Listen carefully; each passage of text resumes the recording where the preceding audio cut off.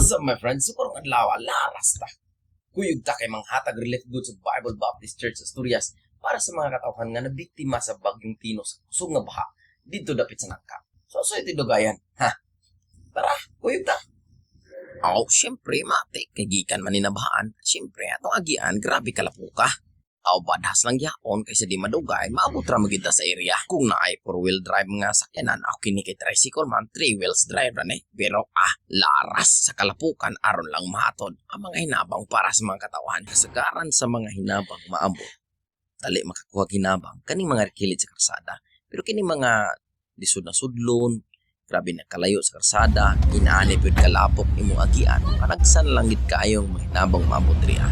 Atong nakita nga di lalim ilang nagyan sa baha. Pero sa hinaan ng mga panghitabo, maya ang Ginoong Pirmintes tong kinabuhi.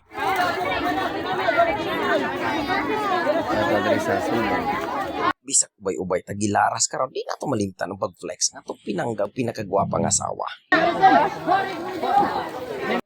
Mate, si medamo gid ang mga tao nga nidas magdihan dapita. Pero bisag unsa ka busy, nagitaw nga dako ig ngisi.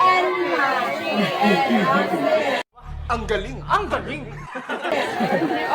Salamat sa kaytasan by the leadership of our pastor, Pastor Hael Solomon. Nakapaabot sa mga katawan og bugas, sinina, school supply para sa mga bata, kay nasayod ta.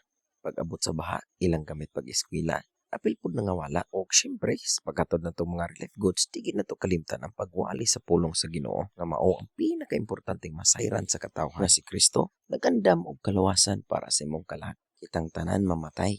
Kitang tanan makasasala ug samtang buhi pa ka, siguraduha imong kalawasan. Kung moabot nimo kamatayon, makaanak ka. Sigurado kang moadto sa langit sa iyang gingharian. Unsaon man, dawata si Kristo isip imong Ginoo. Saligid sa imong kasing-kasing ug ila siya nga imong manluluwas. Ug siya nag-ingon sa iyang mga pulong. Nasa Biblia nag-ingon, kisabisan kinsa mong gatuo, magatawag kaniya. Siya may mong anak sa Dios ug makapanigurado moadto sa iyang gingharian. Salamat! Ikaw namatay! Ilupong! Nabanhaw! Ilong adlaw! Sumala sa kasulatan! Pagbayad! Sa akong kasalanan! Salamat sa tanan! Salamat sa Jesus! Amen! And all glory and praises belongs to Him.